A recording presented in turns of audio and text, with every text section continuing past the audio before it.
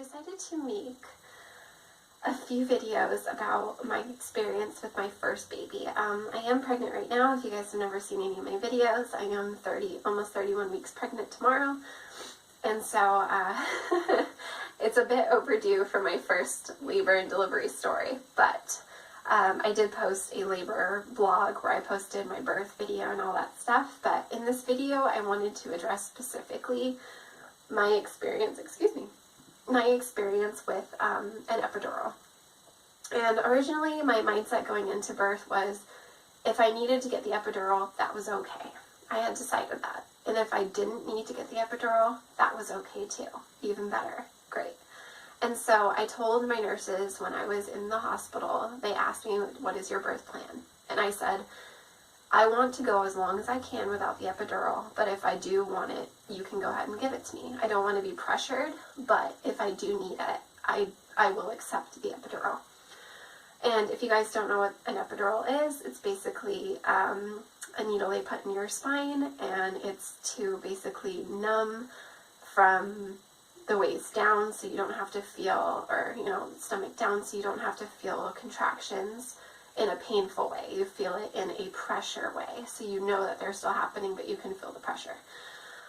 With my birth, I did go, I think it was 16 hours without the epidural, and my contractions, because a mixture of things. One, I was induced. I was induced with a pill, I think Cervidil, that they put on my cervix, and I immediately started contracting at 41 weeks and 3 days. I had an emergency induction. So they started me off with Cervidil, and they put it on my cervix, and I started contracting, and it was really weird because my contractions weren't going like steady, basically, like one every 3 minutes, one every 5 minutes, average, they were happening one after another, like contraction, 10 seconds, contraction, 10 seconds, contraction, and then so forth, and they would get worse, like off the charts, or they would be minor ones, but they were mostly off the chart. And so all these nurses are like, oh my gosh, this worked way better than expected, like, how are you dealing with all this pain? And we've just never really seen this before. And so they were trying to figure out why it worked too well, I guess. And I feel like it was a combination of being in distress, being induced, and then drinking pineapple juice. I didn't know that drinking pineapple juice, because I had read an article about bringing pineapple juice for breastfeeding. I didn't know that that could affect contractions. And apparently the nurses said, yes, that does make you actually contract. So be wary of drinking pineapple juice if you are going to be induced, or if you are already having bad contractions. Don't drink it until after you have your baby. So I was having these intense contractions, and I was in and out of the shower and back on the bed, on the birthing ball, walking around because I was just in so much pain, but it helped that my family was around me.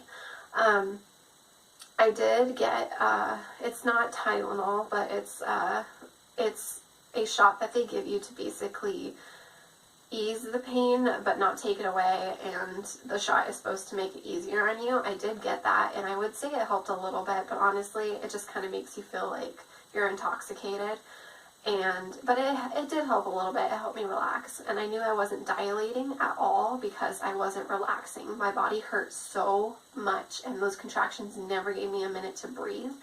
And for dealing with that for hours on the end, I wasn't dilating. I was stuck at like a 3, and then a 4, and then a 5, and then I just couldn't dilate any more than that. So finally I did jump into the shower, and I had my husband running the water because they had a shower head on my back, and I had a chair in there with me, and I was holding onto the chair and squatting with the chair, and it hurt so bad, and there was just this huge pressure that I felt like I needed to get rid of.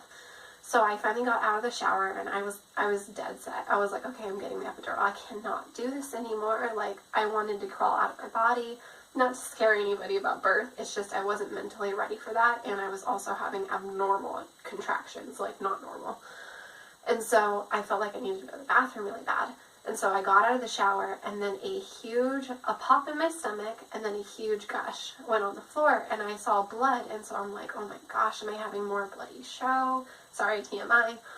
And my husband was in there with me, and he was like, don't worry about it, like, I'll clean it up. And so he got on the floor and started cleaning it up, and he, if you guys don't know what a water fully breaking feels like, I guess he said it was like not the consistency of water, but it looked like water, if that makes sense. So kind of TMI slimy, you know what I mean? And like it would move with the towel. And so he was like, I think your water broke. And it hurt.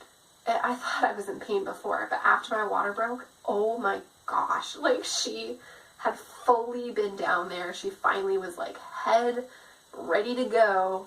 And so I sat on the toilet, and the nurse came in, and she was just like, okay, we got to check to see if your water broke. And my family was there, so my family finally left because it was like go time, we thought. And I go and sit on the table or on the bed, and she checks and she goes, yes, your water did break. And I was like, okay, I need the epidural now. Like, please go get it. And so the anesthesiologist did come very quickly. I don't remember the exact times. You guys will have to watch my birthing video for that I should make later. But the anesthesiologist was pretty quick, and he came in and he had my husband and everyone come out, and they had a really hard time because I was contracting every single minute. That it was like, when do we put this in, you know, because normally when you have one, they numb you up, they wait for a contraction to stop, and then they you know, administer it, because it is a very touchy thing. It's your spine. You could be potentially paralyzed if they had messed it up, you know, so they don't want you flailing around and having a painful contraction. So as soon as my contraction stopped, he did start administering the epidural, and the nurse in front of me was just holding me really tight. I was just holding her, and she was just holding my arms, and she said, just hug your knees and get in a ball. And I had a chair at the end of the bed that my feet were on, and I was just in fetal position. And she's like, okay, here comes another contraction. So I went through that contraction while he was administering the epidural, and I was just like, I can't move. I was so scared. I was like, I can't move. So he got it in, and he said, okay, you're good. And he got the tape on there and everything, and I laid back down. And the epidural did kick in very quickly. It did give me almost immediate pain relief. I was so grateful for that after going through so much excruciating pain. Sorry if I'm talking weird. I'm kind of sick right now. Excruciating pain. That it was just so comforting to finally get that pain relief, and I could finally relax. And so it had worked for a few hours at least. Like I said, the timing on everything will be in the other video, but it had worked for a few hours, and it allowed my body to relax, to start dilating, and I did finally start dilating. And finally, when I was dilated completely and baby was ready to go, I started feeling in my left leg, I started feeling I could feel my left leg again. It wasn't just tingling anymore, and I started feeling like the sharp shooting pains down my leg, and I'm like, like, not right now. Now, I don't know if my epidural was different. Every epidural that I hear about, they have a button that you push that administers more if you need it, and then if it runs out, that's when you call the anesthesiologist.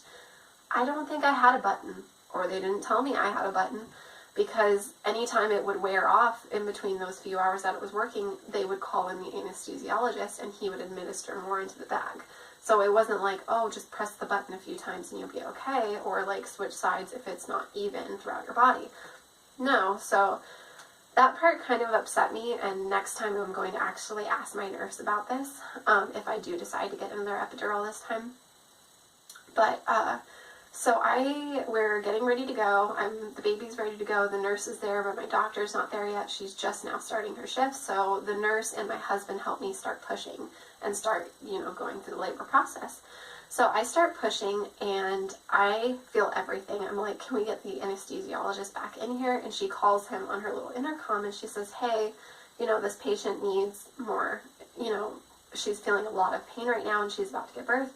And the guy, I don't know if he just was having a bad day, or if he genuinely couldn't, but he goes, we just gave her some, so we're not going to be able to give her any more.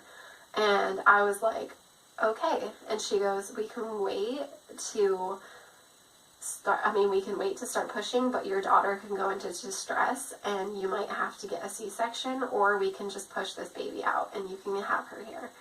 And I was, of course, like, okay, like, I was okay with having a natural birth in the first place without an epidural, so you're sure as hell I'm going to be okay with it now, you know? So, I did finally, just start pushing, and a few minutes later she was born, and I felt everything, and delivering the placenta and feeling that little elbow tear up my little nether regions was quite fun. But that was my experience with an epidural, and I would love to hear your guys' experience if you had something similar happen, because this upcoming pregnancy, I'm not even sure if I want to get one, because it did work for that time for me to contract, so it was helpful, but it wore off for the main finale, you know what I mean? And because it wore off and they didn't give me the button to push, they didn't give me more of the epidural, so I wasn't prepared for the pain, and because I wasn't prepared for the pain, I was in even worse pain, if that makes sense, because when you are mentally prepared through it, you can breathe through it and everything, and I was just scared. I was borderline deadly scared because I had never given birth before.